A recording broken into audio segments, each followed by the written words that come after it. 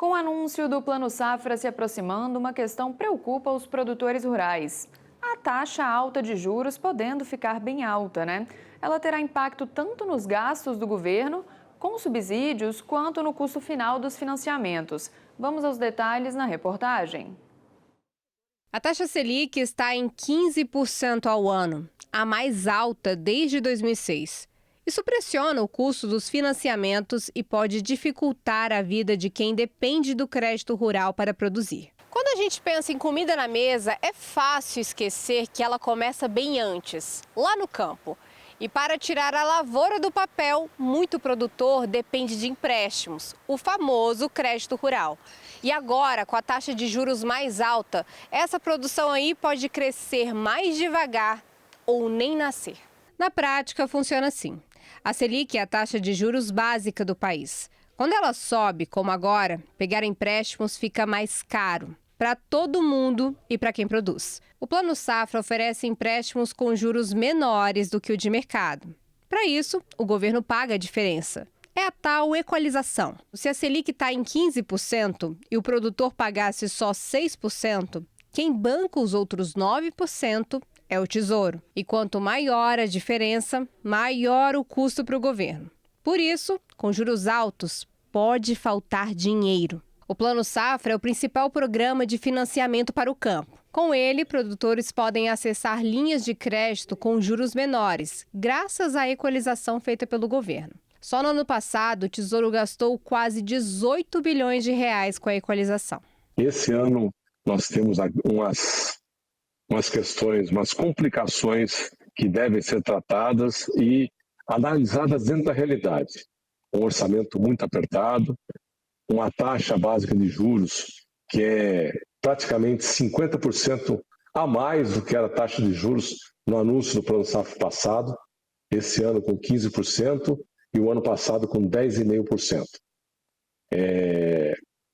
Isso nos dá uma dificuldade aí muito maior no balizamento, na composição entre o funding, o montante de valores de recursos controlados e obrigatórios que ficam à disposição e do valor da subvenção, que é aquilo que vai equalizar a taxa de juros nas principais linhas de financiamento. Esse Plano Safra que nós estamos encerrando agora, o 24-25, nos 11 meses de decorrência dele, nós aplicamos apenas 70% daquilo que foi prometido para o governo. Então, para o próximo Plano Safra, que a gente vai ter uma Selic ainda maior do que aquela que foi vivenciada nesse, né?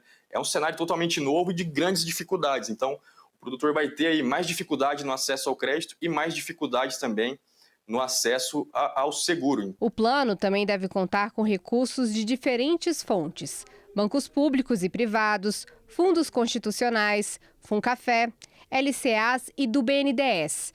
Mesmo assim, a Selic nas alturas é um desafio. Partindo de um princípio do cenário econômico dentro do Brasil, nós temos como fatores negativos a Selic a 15%, nós temos o IOF hoje que está em 1,5%, mas com certeza o governo já anunciou que vai buscar o STF para poder elevar esse IOF a 3,5%. Nós temos a retirada da isenção do imposto de renda sobre as LCAs, que vai ter um acréscimo de 5%.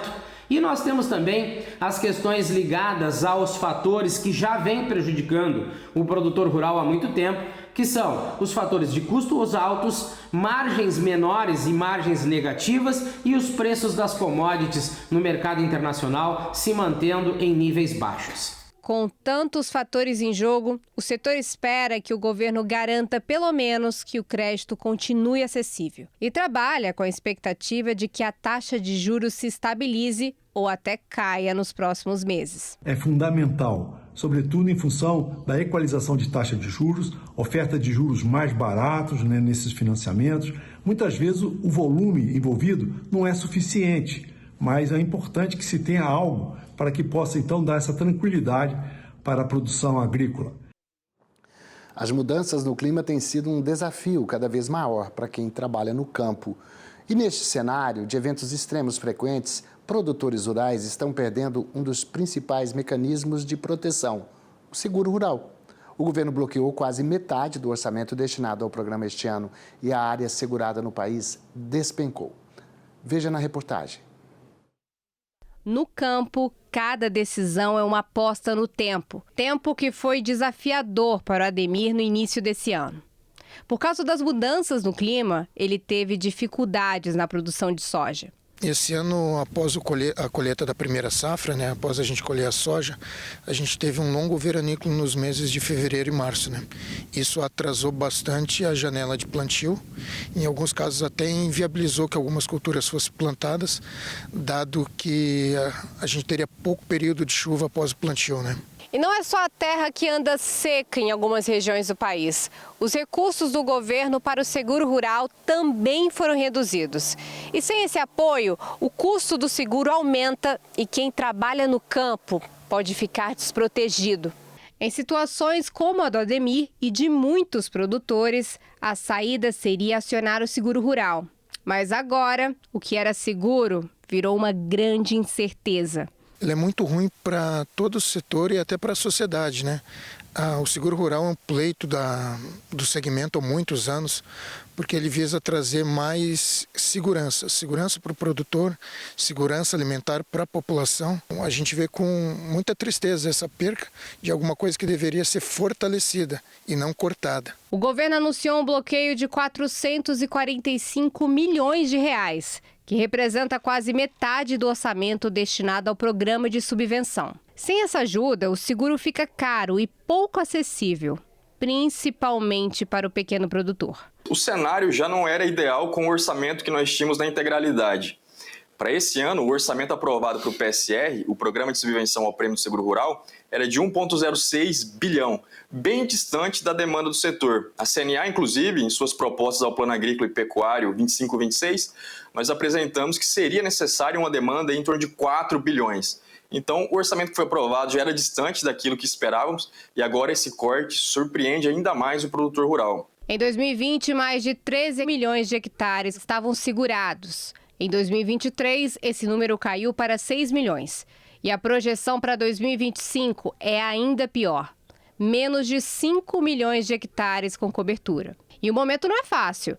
Estudos apontam que os eventos climáticos extremos vão ser mais frequentes em regiões como o sul do país, o que torna a falta de cobertura ainda mais preocupante. Nós estamos numa situação aqui, por uma série de eventos que vocês muito bem têm levantado, primeiro por excesso de chuvas, como essas que eu já falei, por estiagens que aconteceram, ou seja, nos últimos 5 anos o Rio Grande do Sul tem passado por várias catástrofes. E agora, mais uma vez, materializado nesse momento em que as culturas de inverno, puxadas pelo trigo, que é a principal cultura, com área já bastante diminuta e com uma janela de plantio nas principais regiões produtoras já praticamente encerrando dentro do período preferencial, o produtor agora se encontra numa situação totalmente de desamparo.